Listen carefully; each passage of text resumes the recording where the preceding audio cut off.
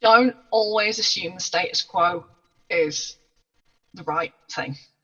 Ah. Don't always assume the status quo is like still correct and still valid. Challenge what we think we know.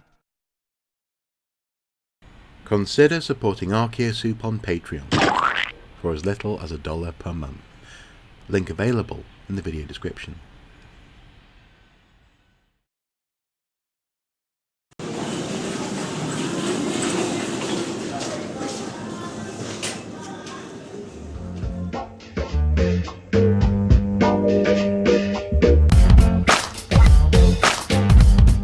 Hello, good morning, Reb. Good morning. Good morning. How are you doing today? Doing there, getting there, yeah, just getting towards the final bits of the PhD, just that slightly relaxed bit before full panic. I see. That standard kind of Uh-huh. trajectory. Uh-huh. How are you? I'm doing well. I'm doing well. For folks at home, Reb and I met recently at the Bryfan Humber excavation Petuaria Revisited, where Reb was acting as fines officer, interestingly, Yes. on the excavation. But before we get into that, in this wonderful Meet the Archaeologist format, I suppose first and foremost, Reb, can you introduce yourself, and what would you define yourself as in terms of as an archaeologist? Because the reason why I say that is often I'm interviewing people who I'm a reader of archaeology at York, Yeah. this kind of thing. So what are you? What am I? I don't know. Yeah, that's going to take some thinking. So my name is Rebecca Ellis. I'm a PhD student at the University of Hull. My wonderful supervisors are Dr. Peter Holken of Hull and Dr. Julie Bond at Bradford. I'm a Heritage Consortium funded. As for my PhD, I was lucky enough to secure funding. And I am also the social media and finance officer for the Roman Roads Research Association. And in terms of what I am, yes, I'm a PhD student. I also now get asked about fines for my specialism from the Portable Antiquity Scheme, so kind of a consultant. Hmm. Um, and also just generally a community archaeology supporter. And yeah, just keep circling in there. And general crazy person, as you have to be in this discipline, I think. As Nicolas Cage said in National Treasure, what's one step short of crazy? Passionate. So there you go. You're a passionate Absolutely, yeah, person. yeah. So how, in that sense, then, what set you on this passionate path? How did you start off wanting to do this for a living? Yeah, yeah, living very much in inverted commas. Okay, so I got into archaeology by fluke as a teenager. I was about 14, and my mum actually went to a chronic fatigue support group where she met another archaeologist. And he was heading up Martin Rowe, Maidstone Archaeological Consultancy, or he was, not spoken to him for a few years now. And yeah, he was setting up the Middleton Park Mining Project Community Archaeology Group in Leeds, Middleton Park in Leeds, in West Yorkshire. Hmm. And he knew I was interested in archaeology. My parents were both quite history interested, and I kind of grew up with Time Team on the telly. Hmm. And he said, well, bring Reb along. So yeah, and from there I met other individuals of South Leeds archaeology, including the person that became my mentor for several years, who unfortunately died in 2016. Hmm. And yeah, and I haven't really looked back since. In mainstream school, nothing really engrossed me, nothing really like just interested me. I couldn't, there was no passion, there was not a lot of motivation. Hmm. And so when I found archaeology, it was something very different and something that was multidisciplinary that interested me in several respects. So when it came to choosing what to do at uni and applying for university, I thought, sod it, I'll do something for myself, and chose to go for an archaeology degree. Okay. So that was really the beginning. Hmm. So it sounds So I, yeah, so it sounds as though you had a potentially an unusually early notion that this is what you very. wanted to do. Yeah. Uh, Yeah, because it was just something that research and that never knowing and that difference in every day, like hmm. you never quite know what's going to happen. That is what I like. It just keeps me going, keeps me motivated. Hmm. What um uh what would an average sort of PhD candidate doing all these different bits and bobs kind of day look like? Like how do you, I suppose, first of all, what gets you up in the morning, but also what keeps you going through it? Like, you talk about variety, you talk about sort of these other interactions. What does your day-to-day life, entail? Every PhD candidate is different. I don't think there really is a standardized format. And mine is possibly not the healthiest in terms of workload that I give myself. So for me, it's getting up in the morning. First thing is walking the dog, which is great because it does really help actually settle the day, and does really give you that breather twice a day for an hour to just kind of come back to point zero and just breathe and be calm. Always emails, especially with new finds coming in. I often get asked whether it's the Portable Antiquity Scheme or museums now I'm increasing contacts with. So I'll see what's there. And then basically it's just carrying on with the agreed plan from my supervisor in terms of, literally day to day. At the minute, I'm just trimming up my some of my results chapters. And there is also a lot of variation, and sometimes you have to kind of adapt to what hits you in a day. So say we've done a Roman Roads Research Association lecture the week or so ago, the videos for that I'll help put up. And just little things like that. You can get random emails coming in about inquiries. So yeah, in a way there isn't a standard day, and there's just deadlines you have to meet and try and meet them as healthily as possible. But at the moment as well, I'm looking at postdoc applications as well, so there's a lot on at the minute. Okay, so are you looking forward to that Viva? Yeah, it's a good thing. I've always been one of these weird people that likes presentations. I did community theatre as a teenager, so it doesn't bother me getting up in front of a room of people. And because I enjoy the subject, I'm just imagining you in like a theatre body sock. Today I will present on. Yeah, it's been quite weird actually during the pandemic not being able to go like in a village hall or do little bits and be able to prat around at the front and just just do what you're so used to doing. Doing it via Zoom has been a lot more difficult. It's been quite challenging. So yeah, but it's never really phased you though, that idea of no, it hasn't. I've been very lucky. And so yeah, I will also do like talks and that for groups, music, whatever. I'll often do talks as a thank you to places that have let me come in and have a look at objects and stuff. So yes, there's that whole extramural side of things as well. But I'm really lucky because the subject that I work in, which is genuinely figurative forms in late Iron Age art in England and Wales, but also with some nod to Europe, it's so mysterious. We actually don't know as much as we think we know. It keeps me going, and it's always that mystery and that next thing, and there's so much to do. It's been quite an empty research area. I'm very lucky I've got that niche area which is just keeps me going and gets me up on a morning, and there's always a new mystery. I remember when we were sort of setting up to record a little bit for one of the videos prior to me coming actually down to PETUARIA, you were talking an awful lot about mustachioed males, this kind of thing. And I love the phrase. I mean, presumably that's been worked into your PhD at some point, mustachioed. Surely. Yeah, I have had a look at humans, and I did actually classify humans. Unfortunately, I am dropping it for the final PhD thesis. There's just too much of it. There's like 20,000 words of it. But I will carry on researching it and carry on with the databases. But yeah, there is that really, with human depictions in particular, there's always that element of personal kind of attraction, as there kind of always is. But also just questioning things like, mustachioed males are the peak description of what we think Iron Age males to look like, whether from contemporary sculpture through to descriptions by classical writers, and to actually find that's one of the rarest forms we actually get in Britain compared to other forms, as well as, and challenging those status quos and challenging what we think we know with all the new data we have. It's been fascinating and tearing hair out at the same time, but it's been really good fun actually. I'm very, very lucky to have a subject that continues to challenge me and that keeps giving, essentially. Yeah. Okay. Well, and just briefly, I mean that's an interesting notion, isn't it? This idea that actually we're dealing often with essentially classical Mediterranean world stereotypes about other people, as opposed to actually how, because all the 1980s and 1970s reconstructions of, say, Iron Age hill forts always had these guys with handlebar moustaches, big handle, droopy mustache, hair out here, like riding golden a chariot, thoughts, exactly.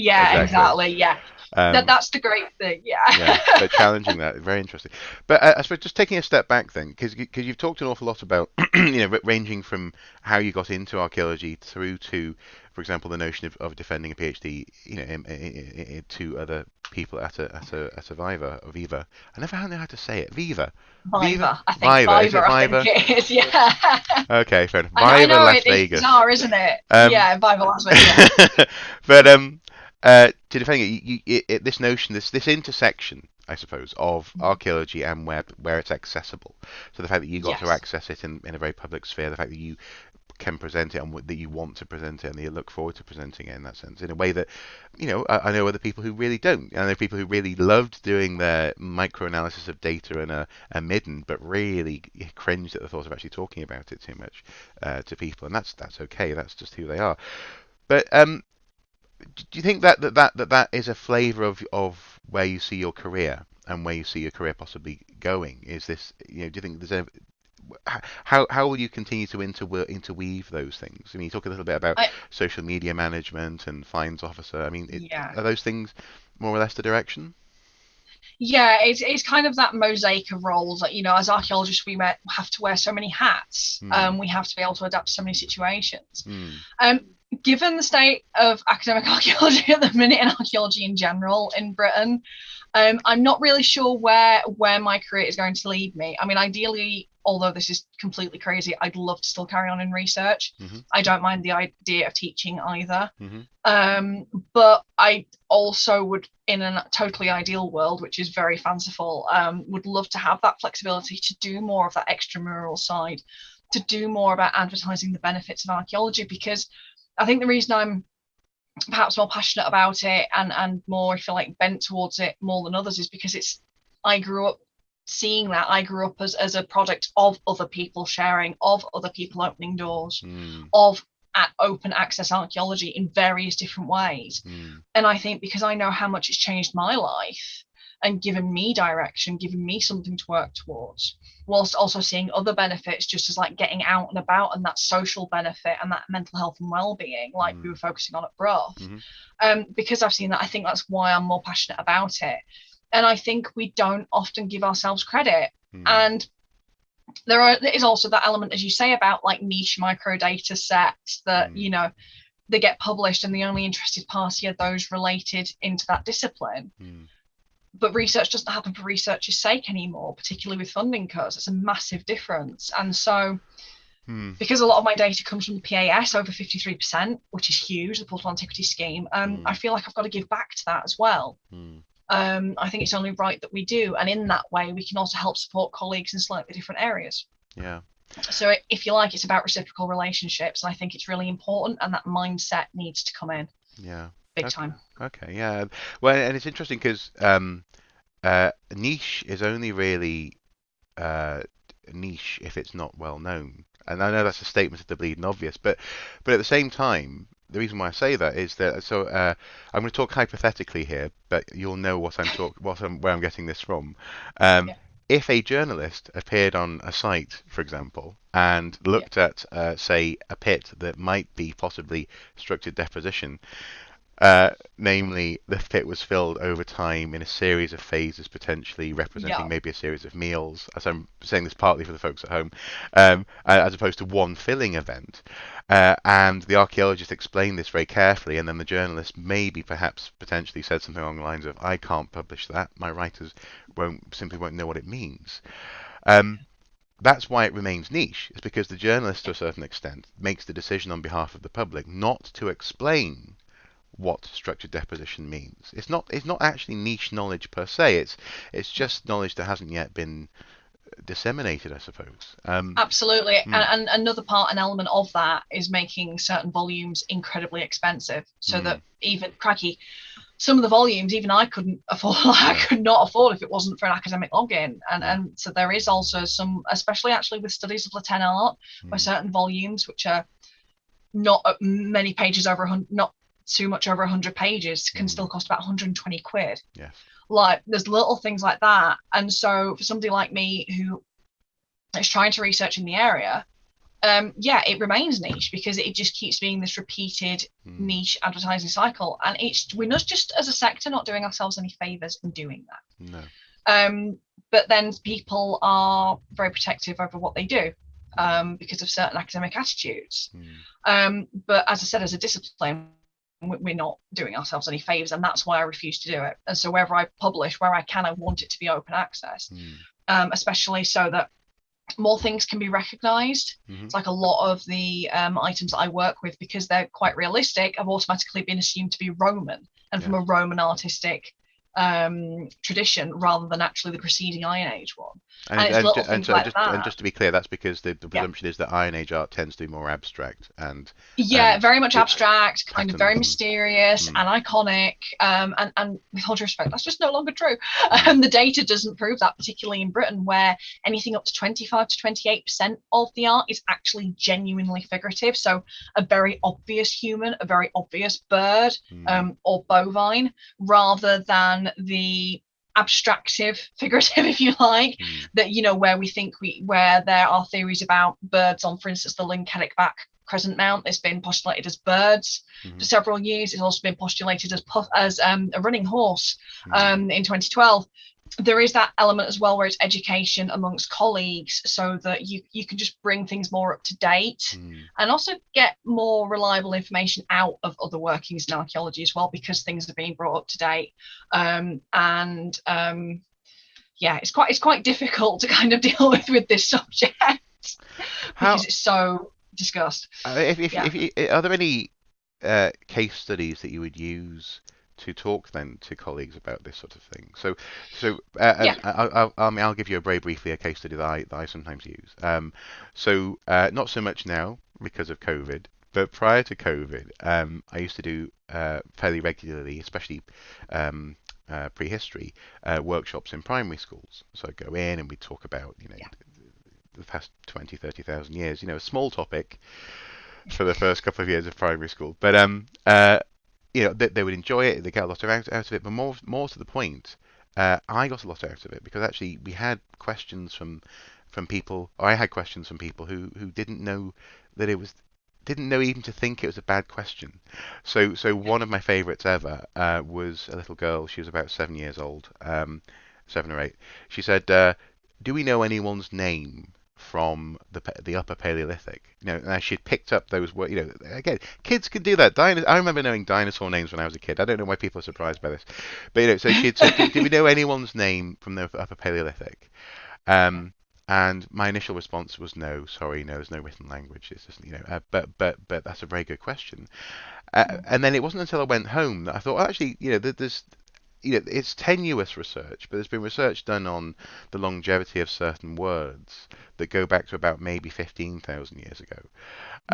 And so I sort of said, well, actually, if there was someone whose name was Black Hand, then maybe we do know actually someone's name. And so I made a little video packet for them and she was dead chuffed. But also, most of the point, I was enriched by that. And that wasn't peer review, it wasn't a colleague, it wasn't an informed pipe wielding, or figurative bubble pipe wielding debate. It was a very innocent, lovely question. This is why I love working with kids, because they do bring out that very personal things, and they take you in a complete curveball direction which you never expect, but it always enriches your own kind of research processes. To be honest, the stage that I'm kind of at with it is this evaluation of identifying these very abstracted forms. And so the case study I always use is Linketic back, that puffin head with the big eye, the overarch, and the teardrop beak. And it's never been questioned, the idea that, it must be a puffin. It's never been, it's not been compared against the genuinely figurative. There's never been a full-on investigation. And actually, when you look at that specific motif and break it down to that eye, to the overarch and the underneath teardrop, you actually realise that it's on loads of other pieces, including talks from Ipswich, including a linchpin from Kirkburn, all sorts of bits, and they have never been identified as puffins before, or as birds, or as remotely animal. And so for me, I'm at this very much this more critical evaluation stage in research of when we do put these identifiers in place on these very abstract pieces, we need to be able to back this up. Theory is great, but it only goes so far. We have enough data now. We have new data coming in all the time. We can collate these pictures to do these mass visual analyses. Like, we can do better than what we've been doing in terms of just theorizing without thinking about the consequences and how it relates to other pieces within the art style. I'm not the first person to point out that the problems with link carrier back. Philip McDonald did back in 2007, and Cyril Fox saw similar patterns as well. So I'm not quite at the stage in doing that to an open public, but I am at the stage of doing it within the discipline. Right. But for the public in general, what I think the study of La Tène art, particularly the very figurative forms, does, it kind of dispels this idea of before the Romans arrived, we were terrible barbarians in skins, in caves, with stone tools. There's still that very public perception of we were nothing before the Romans arrived, which is just not true.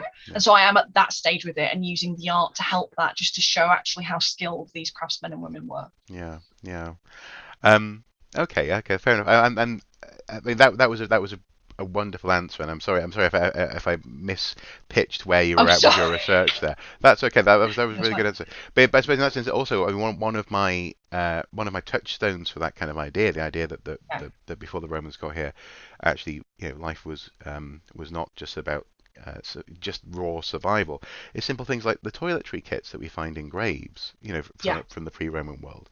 People cared about minute aspects of their appearance. Never mind whether or not they were hunting things, and they were importing wine. There's early gridded townships down in the south.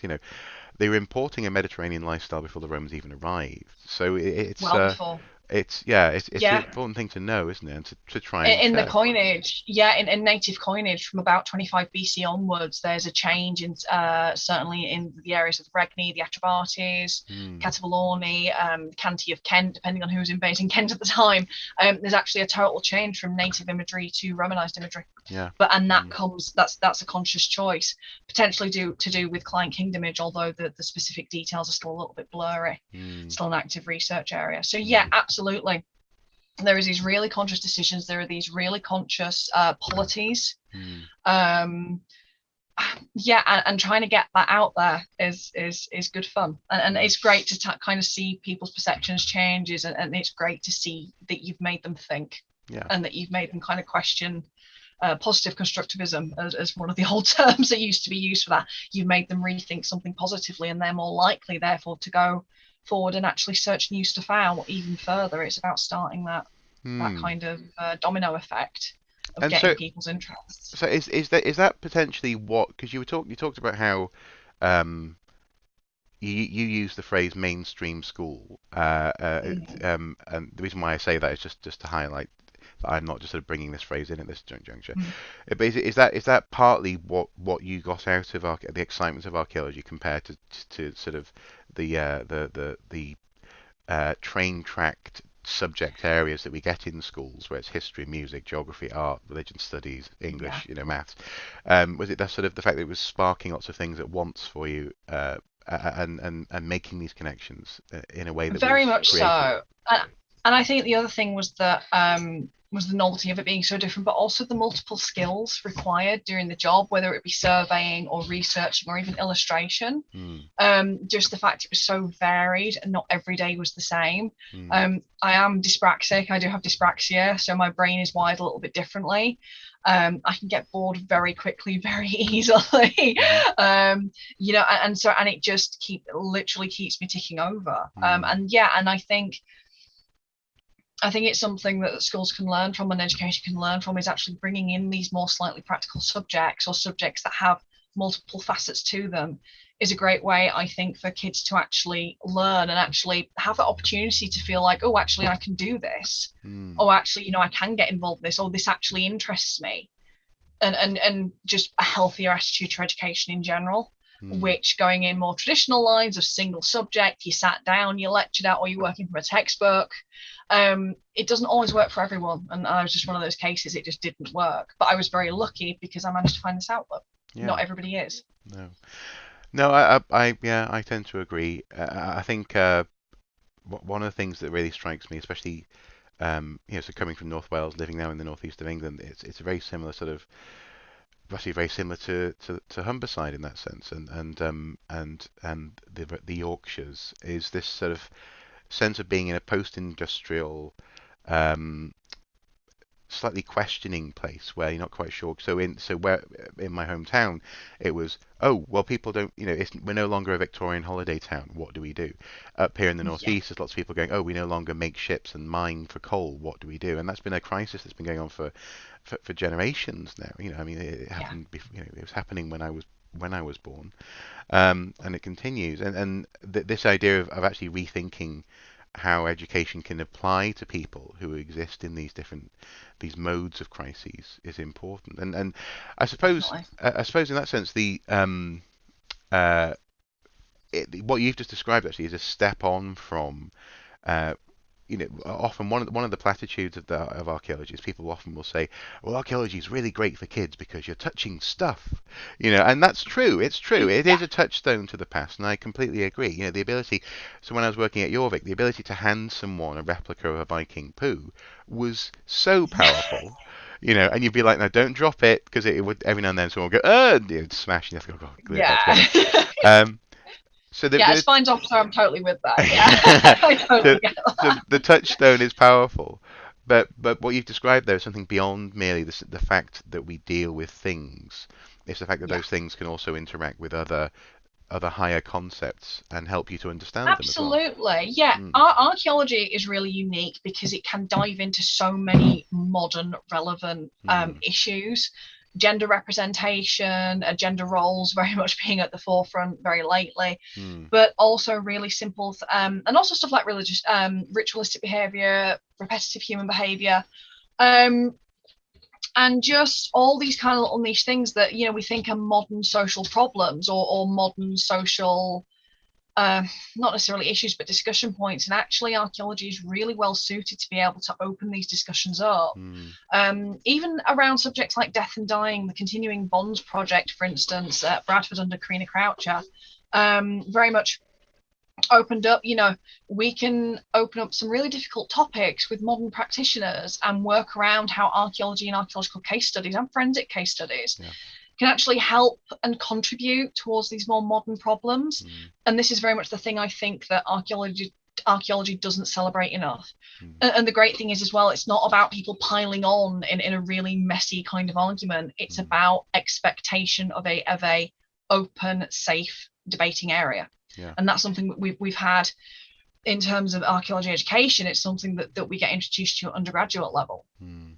mm, So yeah, archaeology is really actually well suited in this respect. mm, Although some people think it really airy fairy and not relevant. It's this always so many people want so many things, and archaeology can't please everyone, but certain tools of it can actually help much more than I think people realize.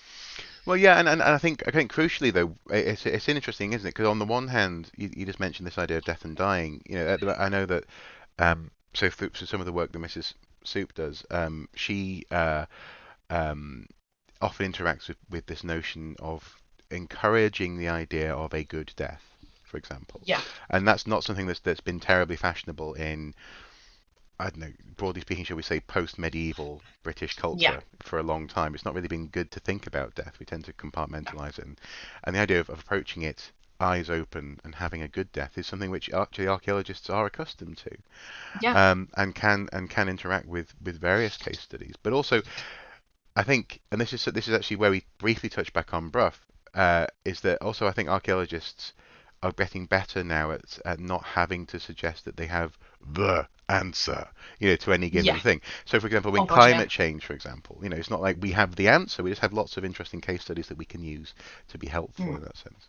Mm. Yeah. Yeah, absolutely. And yeah, we are getting better. There's still the odd couple that are like, no, this is the theory, this is the conclusion, and we're not moving from this. Kind of there are still a few old status quos, particularly in the subject area I work in. Hmm. But yeah, we are getting better at maintaining that kind of open discussion format. Mm. And to an extent, I mean, we still have a long way to go in certain aspects of the unhealthy working habits of academia, but we are also starting to get kinder to each other. It's still a very long road to go, but Mm. certain foundations are being laid for that. Mm. Than about just working better with each other rather than competing all the time. Yeah. We are behind certain other countries in terms of this academic attitude, but certain foundations are starting to be laid. I think it's a positive way to go, and I Mm. think some archaeologists are at the forefront of that kind of Mm. thinking. Yeah. Ah, collaboration, I collaboration. know, right? Yeah, it's the word. No, well, the funny thing is, as you say, it's one of those things where I'm still surprised by the fact that an awful lot of people are very anxious about collaboration, or things like Mm, intellectual property rights and so on and so forth. In so mhm. much as I get it if you're making a quantum computer, I do. Um, but if you're yeah, if you're working in the realm of say mustachioed males, Yeah. surely you need to have an open mind to You collaboration. Yeah. absolutely do. And Mm. it's like, this is why I want to be as open access as possible Mm. with the kind of catalogues of things will be open access once my PhD is done. Mm. Because if you don't share these things, if you don't keep a working relationship with all these different facets, then how are you going to go forward? Mm. I think sometimes what we can forget as archaeologists is that the thing that's going to outlast us all is that archaeological record, are the physical items. The Mm. work we do on them are going to outlast us, and we need to think about perhaps in perpetuity in that respect, Yeah. rather than thinking so much about our own personal egos at Mm. times. And so yeah, we need to remember where I feel like some of our responsibilities are. Yeah. I'll in a very wee bit, I'll come on to like the last standard two questions I ask everyone in these interviews. But you've just sort of opened up a like ooga little thing in my head that actually came out, funny enough, in between. Um, because obviously digs they sort of come in. There were waves during the day activity, a little bit of a lull. People are cooling down or whatever from the heat. And in one of the lulls, the start or at the beginning, I think, when people were going back to the trenches, um, there was this conversation began, and I think you were involved, where we were talking about the need, oh sorry, the risk that people carry with themselves now, such knowledge bases that are Yeah, vulnerable to being lost. So we absolutely. were talking in the realm of pottery in this instance, I think, Yeah, and the idea that there are certain pottery specialists. Paul Blinkhorn was mentioned. There are others who know so much but aren't incentivized to share it, whether yeah. because they don't have time to write everything they know down, or because sharing everything they know may well put them out of a job. That it's dangerous because we may well, as you say, It's on yeah. that long time scale, we may lose knowledge, literally knowledge that we think is quite secure.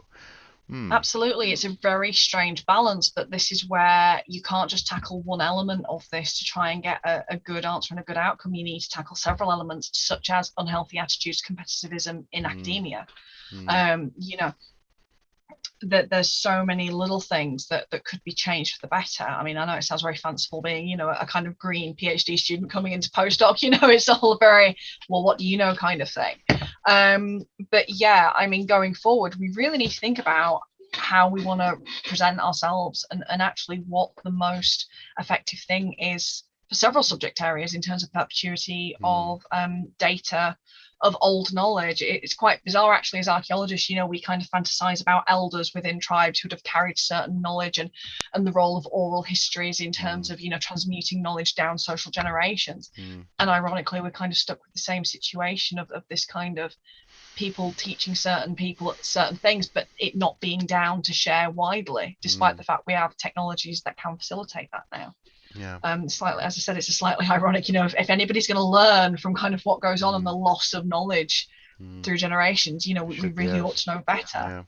Well, but because So in that yeah, sense, it is a struggle. well, and also because we're also really good at recording sort of intangible stuff, aren't we? So we do Yeah, things like recording projects with, so, a couple of years ago I was doing something around, so around the First World War uh, centenary, there was lots of knowledge, lots of awareness suddenly that soon we'll be losing lived experiences from the Second World War. So I was doing lots of recording of people talking about their childhoods and this kind of thing. So we're quite good at doing that when it's something else, but we don't seem to Yeah. be we seem to be anxious about doing that for archaeology. And yet, as you say, I mean, in another interview, again a few years ago now, chap called Peter Rowley-Conway said that one of the challenges for archaeology is the hockey stick. It's the fact that we're getting so much data now, Yeah. and it's going through the roof. This idea of, as you say, we need to embrace modern comparative methods, modern methods of passing on knowledge, and simply, I guess, embracing the romanticism of saying, "Oh, Iron Age art was mysterious." On the one hand, it's attractive, but on the other hand, it's just not excusable anymore when we have those Yeah. capacities.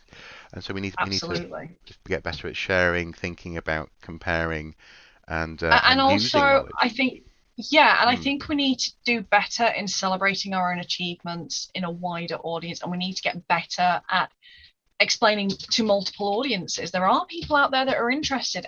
You know, artifact collecting is going through the roof. Metal hmm detecting is going through the roof. hmm Some of these people are just genuinely interested in history and want hands-on history. Yeah. Others obviously go down the criminal route. Will not go there, Mm, but you know, there are interested people out there, and we just need to be better at connecting. mm, We've lost so many methods in connecting with library closures. Channel 4's time team no longer, you know, mm, I mean, I know they've got the new system going, but it might not have been perfect all the time, but no. that did so much for highlighting the profession. And we Mm, still don't have an appropriate replacement. no. You know, we still don't have that. And I don't think we give enough credit to actually what that did for archaeology in the Mm, 90s and noughties. mm, Yeah, there are so many things we could do better, just basic magazine articles. Also, working with local and regional level institutions. hmm So, for instance, I'm myself, my partner are going to be going and doing some new imagery of the Marlborough bucket, hmm which is down at the Wiltshire Museum in Devizes. hmm And it's just about, you know, giving back to local institutions when you research something, just have that feedback mm. and just basic little things like that that I think we just need to improve upon. If I could add to that list, the one thing Yeah, I would add would be standardized data capture formats. You know, yeah, so when it comes to definitely. file formats, not having proprietary technology where possible, so having open formats, Yeah, but also actually just simple as what you call things yeah. on a data capture sheet Oh, yeah. is really, you know, just having it so that the different you can compare something from the northeast to say Cornwall, you know, this kind of thing, Yeah, would be useful, and it's that kind of work, you know. It's I mean, there's bound to be, if not already, there's bound to be in the very near future people who can make a career out of standardizing data or trying to standardize data, yeah, surely. or But trying to. yeah, yeah, Absolutely. But yeah, and the thing is, the technology used to do it is not difficult. no, Like, just even, you know, with the way things are becoming so much more user friendly in most, you know, most respects. Crikey, for my databases, I use Microsoft Access. It's a mm, simple relational database. Just because mm, you're doing complex, multifaceted research does not mean that you have to be, you know, degree level computer literate, because I'm not, but I can use it. mm, There's just some very basic things, and we just need to think sometimes and just take a step back and just evaluate where we are and where we're going with stuff like that. And sometimes going back to basics, hmm it can be seen as very, oh no, mustn't do that, must do complicated, over theoretical kind of stuff to be looked, to be seen, to be doing the right fashionable things. mm, And actually, sometimes I think that causes more issues than it actually solves. yeah, no, I agree, I agree. So as much as I could genuinely talk about comparative data for hours on end, I should probably now bring us to the comparative questions that I ask everyone in this series, Yeah. just as a point of reference. And the first of those being, what do you think is on the horizon for archaeology? What are the challenges that archaeologists are facing? Or archaeology world is facing. And I'm very conscious that I ask you that question in the week when the UN has published a red alert for humanity on Yeah. on on climate change. And the reason why I say that is Yeah. it just again just as a point of reference, but there's a lot going on, isn't there? There is. I mean, I can speak more about the UK specifically. I Mm, mean, there are so many social challenges, as much as environmental. mm, I think one of the main things I think we need to do as a profession, but also just generally as an archaeological community, whether you're a community archaeologist enthusiast, community archaeology enthusiast, or somebody who works in commercial, somebody who works in a museum, or who works in the academic sector. We need that better communication and kind of teamwork. We need those social relationship repairs. We need to work together as a big team. I sometimes think as a profession, we've not stood up for ourselves as well as we possibly could have in the past, especially when it comes to things like working conditions and certain elements like that. And relevance to the everyday is something that we really need to hammer home. We have relevant skills, whether they be social or practical. We have relevant, topics. We can contribute to society in so many ways, and not just academic ways. And if we don't start celebrating that, and we don't start actually shouting from the rooftops the wonderful things that we can do in terms of giving people opportunities, to sometimes in terms of, like, for instance, Operation Nightingale, and with like what we did at Rough on Humber, those well-being, both physical and mental well-being exercises, and also safe spaces. If we don't start to push actually how wonderful we are, we're going to get nowhere. And we're going to struggle and struggle and struggle to be relevant, therefore struggle to be funded, and therefore struggle to protect the thing that combines us all, which is the passion for the human material past. That is the biggest challenge. I've seen it. I personally think it differs very much wherever you are all over the world, and the state of archaeology can very much be related to the specific cultural construct of where you are geographically. But for Britain, I think that's really the thing. And for us, I think we need to feed back into the education system more, but again, just open up those opportunities. Not all archaeologists wear tweed and have elbow patches. We're not all white middle-aged men, with all due respect. We need to be more diverse. I know we want to aim to be more diverse, but we are actually a very diverse group of people in terms of our backgrounds, in terms of our social situations. Christ, I never thought I'd be doing a PhD. No. What crazy person would fund me to do a PhD? And apparently they're out there. So yeah, we need to come together as a social band unit.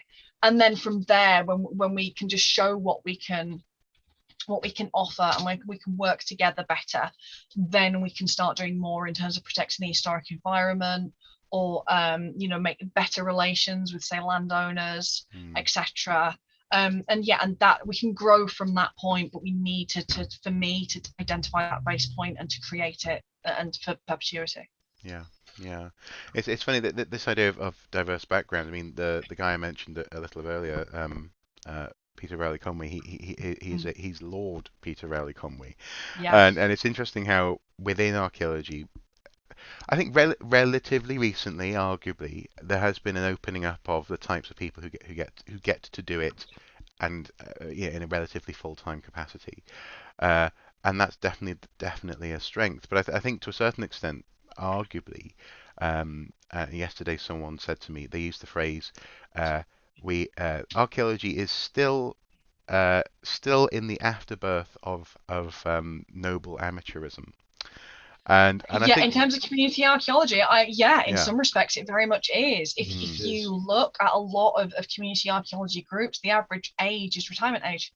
Yeah, exactly. And it's very much linking into what we spoke about earlier in terms of actually some of these people are experts in their own right in their own local areas, and that information is going to get lost.